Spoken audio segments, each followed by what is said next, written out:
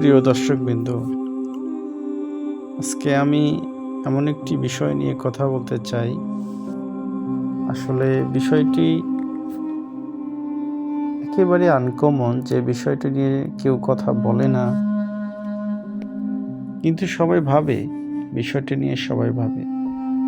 যেমন আমাদের এই পৃথিবীতে আসার উদ্দেশ্য কি? এই পৃথিবীতে কি আমরা শুধু আমাদের জন্য এসেছি, নাকি অন্যের সেবা করতে এসেছি? মাঝে মাঝে আমি অনেক চিন্তা করি, নিজেকে প্রশ্ন করি, অ্যাকচুয়ালি এই পৃথিবীতে আসার এই পৃথিবীতে আসার উদ্দেশ্যটা কি? আমার আগমনের উদ্দেশ্য কি? অনেক চিন্তা ভাবনা করার পরে আমি একটি উত্তর পেয়েছি। সেটি হলো, আমি কখনোই নিজের জন্য এই পৃথিবীতে আসিনি। আমার আগমন ঘটেছে অন্যের জন্য। আমার আগমন ঘটেছে অন্যকে খুশি করার জন্য। আমার আগমন ঘটেছে অন্যের সেবা করার জন্য। আমি যেদিন এই পৃথিবীতে এসেছি, সেদিন আমার হাত ছিল শূন্য, আমার দেহ ছিল শূন্য, দেহ ছিল অনাবৃত। আবার যেদিন এই পৃথিবী ছেড়ে চলে যাব, সেদিনও আমার হাত থাকবে শূন্য, দেহ থাকবে শূন্য। মাঝখানে যে পথটুকু আমি অতিক্রম করলাম, এই পথটুকু হলো শুধু দেনা পাওনার পথ।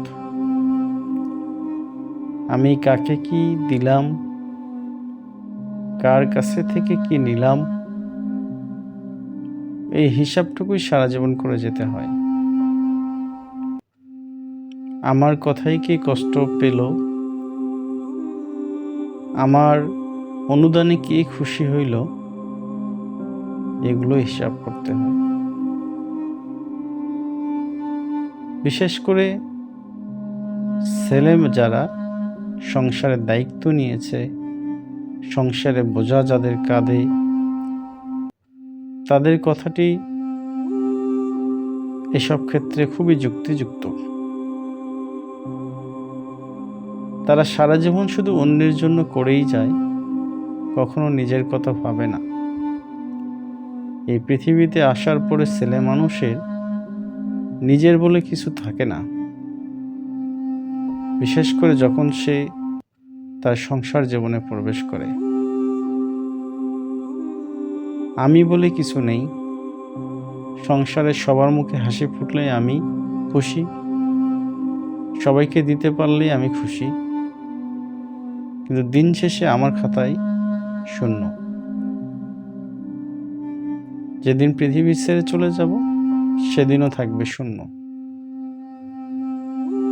সুতরাং এটা নিয়ে হতাশাগ্রস্ত হওয়া বা চিন্তাগ্রস্ত হওয়ার কোনো কারণ নেই।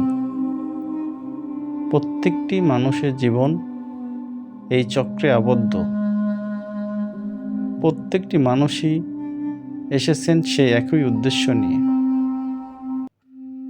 তাহলে আপনি বা আমি কেন এত চিন্তাগ্রস্ত হব, কেন এত উদ্বেগ এবং উদ্বিগ্ন হব?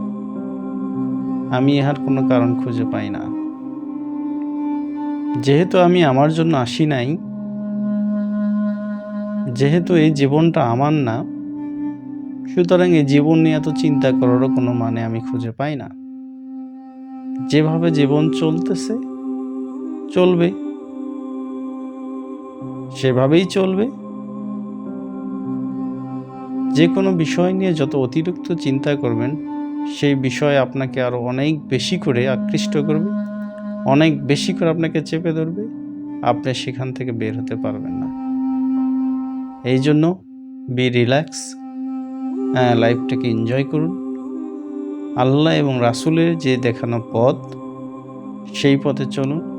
তার কারণ দিন শেষে এই পৃথিবীর কেউ আপনার আপন না। একমাত্র আল্লাহ এবং রাসূল ছাড়া আপনাকে কেউ ভালোবাসবে না, কেউ আপনাকে পার করতে পারবে না। কারণ দুনিয়া এবং আখিরাত দুইটা জায়গাতেই এক মহান আল্লাহ পাক এবং রাসূল তাদেরকে ছাড়া আমাদের কোনো গতি নেই। অতএব সকল চিন্তা বাদ দিয়ে আল্লাহ এবং রাসূলের দেখানো পথে মনোনিবেশ করাই বুদ্ধিমানের কাজ।